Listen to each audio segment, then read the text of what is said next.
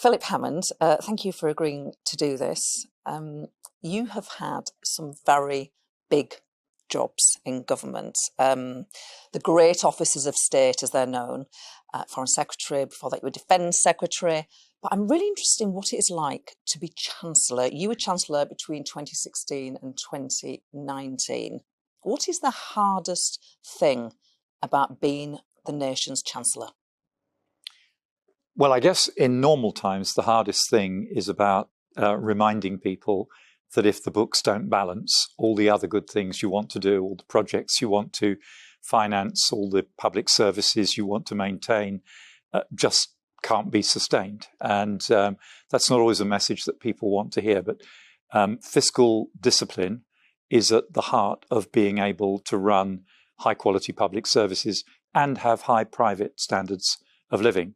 My experience was a little bit different because, of course, between 2016 and 2019, the entire period was totally dominated by the question of how to interpret the Brexit vote and how to manage the process of trying from this potentially very damaging decision to leave the European Union, how to try to turn that into something which could be the basis for future success rather than future failure. You mentioned fiscal discipline. How did you feel watching the quasi-Kwarteng budget? Mildly astonished, I think, is probably the right expression. Look, Liz Truss has never made any mistake of the fact that she believed as a sort of piece of political theory that slashing taxes would automatically lead to significant increases in growth and that this would be a way to reinvigorate the economy. Most economists don't agree with her. There are points where reducing taxes does have that effect. When the UK's income tax rate was cut from 83% to 60%, it had a galvanizing effect across the economy, as you'd expect. But cutting the top rate from 45 to 40 was never going to deliver enough additional revenue to make good the political damage and the broader loss of confidence that was created in the markets. So Jeremy Hunt will be keen to avoid making those mistakes. You recently said, look, we're all going to have to pay high taxes if we want those public services that we all depend on. Some people would say, why not a wealth tax? Why not a windfall tax on the energy and the energy companies? Do ordinary people really have to foot the bill when they're struggling? So first of all, why do we have to balance the books? Because for years now, we've avoided this issue by borrowing. When I was Chancellor, my opposite number was John McDonnell, who had a massive plan for more borrowing. Liz Truss had a plan for borrowing to fund tax cuts.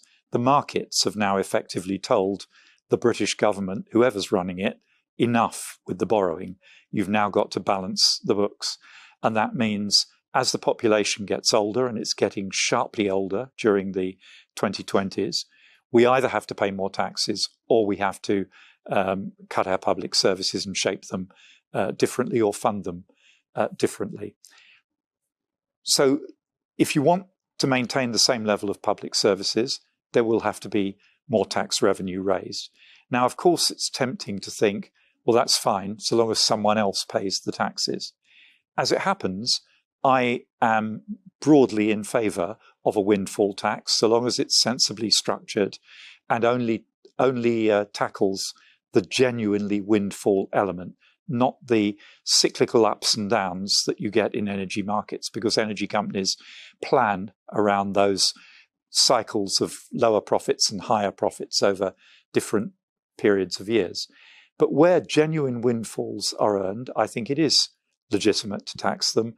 And actually, I'd be quite surprised if Jeremy Hunt doesn't move further on some kind of a windfall tax when he announces his autumn statement. Wealth taxes, more taxes on rich people, of course, always very tempting for people who think that this is a way of avoiding the dilemma. Do I want to pay more tax or do I want to see public services squeezed? But there just aren't enough rich people who are captive here in the UK. This is the thing to remember.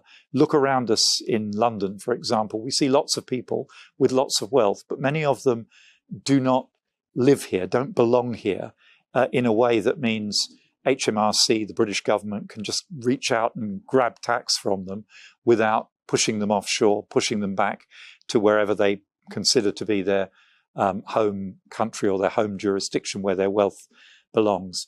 And I think this is not a political judgment, it's a judgment of economists and independent observers. I heard Mervyn King, former governor of the Bank of England, saying it. If we want to have public services at the level we've currently got them, as our population gets older, we will have to pay more taxes, all of us, not just the rich. That's an arithmetical fact. It's not a political judgment. With that in mind, can we, as a nation, afford to keep the pension triple lock? And can we afford, some people would say we can't not afford to do it, to increase benefits in line with prices?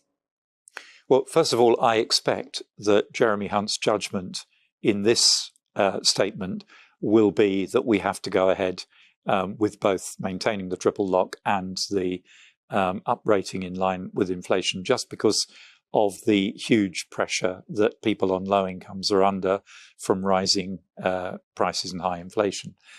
But I do think in the longer run, there are two issues. One is around pensions. Is it really right that we should always uprate by the highest of wages, prices, or 2%? And I think that is quite difficult to justify, and not all pensioners are poor. So I think there is a case for looking again at the way we treat pensioners and possibly for distinguishing the poorest pensioners from the great body of pensioners, some of whom are really quite comfortably off. And on benefits generally, I think the challenge is that in a period when the pressure is on to keep inflation down, it means holding wages down, often to a level of increase below the rate of inflation. And you do have to ask yourself whether it is really fair and whether it's sustainable in the long run to see benefits for people not in work rising in line with inflation. Some are in work. At a time when, many people who are in work will be seeing their wages rising by less than inflation. I think that does raise an issue about fairness. Liz Truss was your deputy, in effect, when you were Chancellor. She was Chief Secretary. To the Treasury. You obviously knew her well. You must have known her well. You worked closely with her. This is not a particular question about Liz Truss. It's a question about whether one can spot who is going to emerge as a future Prime Minister. Of course, she was short-lived in that role. But can you spot, when you're sitting in cabinet or when you're working with somebody at close quarters, did you think, this woman, she's got whatever it is, she's going to end up being leader of our party? Honestly, no, I didn't think that. And I think it is very, very difficult to spot that magic quality. I mean, obviously, there are exceptions to that rule. And although I'm well known not to be a great Boris fan, no one could have doubted that there was a serious chance that Boris would end up as leader of the party.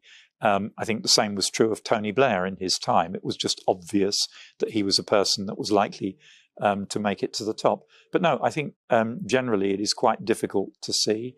And sometimes people's qualities as a leader only come through during the campaign. I remember very well when David Cameron was fighting to become leader of the Conservative Party, nobody paid that much attention to him until that campaign started. And then suddenly he looked like a leader and he gathered a lot of momentum very quickly. Did you ever want to be Prime Minister?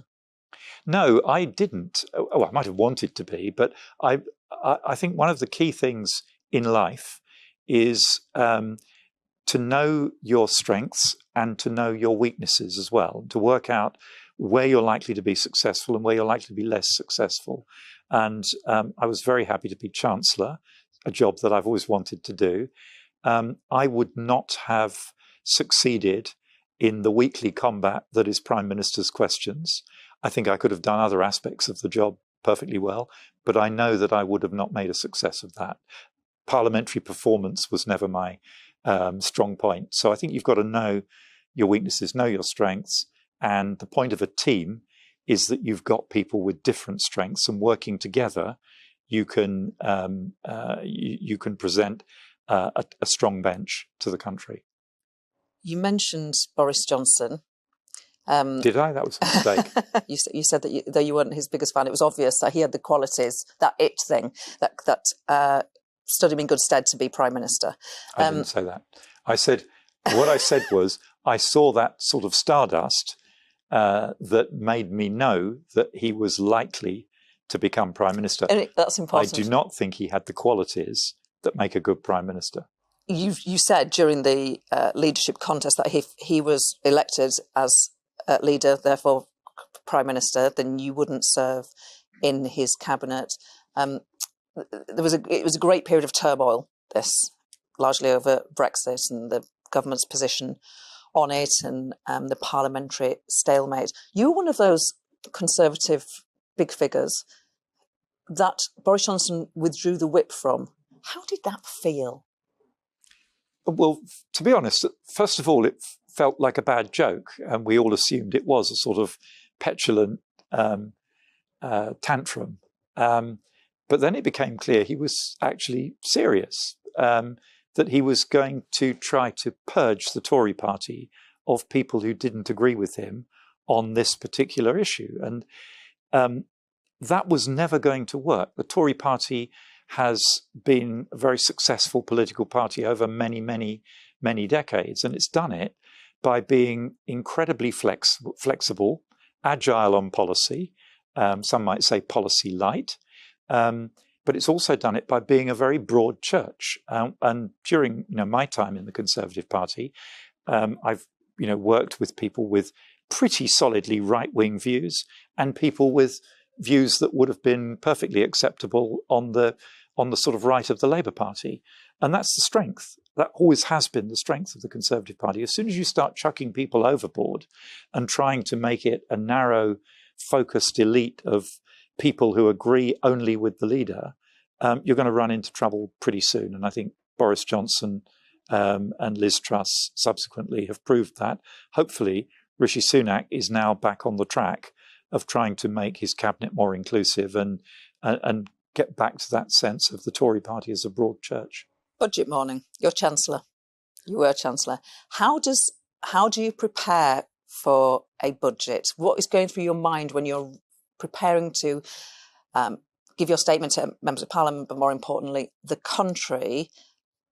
I mean, in recent memory, in living memory, certainly, Chancellors used to take an alcoholic drink with them while they delivered that statement. What are your tips for preparing? Well, actually, my experience of budget mornings and party conference speech days was always the same. I hadn't quite got the speech right, and I was up at 5 o'clock or 6 o'clock tinkering with it, trying to find that last joke or change a turn of phrase to make it flow a bit better. But my experience was always that the terrifying bit of politics was never delivering a scripted speech. I mean, the budget speech is an hour-long scripted speech. And, once writing it's the hard bit. Delivering it's pretty much straightforward. If you can read, you stand up and you read it out.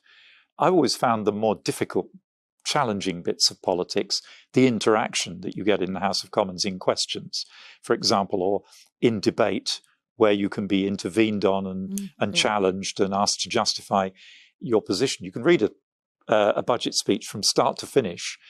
Nobody's able to challenge you on a word you've said until you sit down at the end of it. So I never found the actual delivery of the speech particularly challenging. The 2 weeks before trying to write it with a nightmarish period when I think every single time I said, never, that's it, I've done enough now, I'm not going to do it anymore. Final question. Are you watching any of I'm a Celebrity? Your former parliamentary House of Commons colleague, Matt Hancock, is in it. No, I have watched I'm a Celebrity in the past, so I know what it's about. I am not a fan, and I will not be tuning in to watch Matt Hancock. I think I've seen probably quite enough of Matt Hancock to last me a lifetime. Should he be there? Oh, well, that's his decision. I think probably he's sending a pretty clear signal that he's decided to move on from politics. I've just got to ask you, why did you say I've seen enough of Matt Hancock to last you a lifetime? Oh, well, I've worked with Matt Hancock for a very long time, in opposition when he worked for George Osborne. Yeah. And, we were on the same team through various roles in government. I don't think I need to tune in and watch him in Australia. Philip Hammond, thank you very Thanks. much.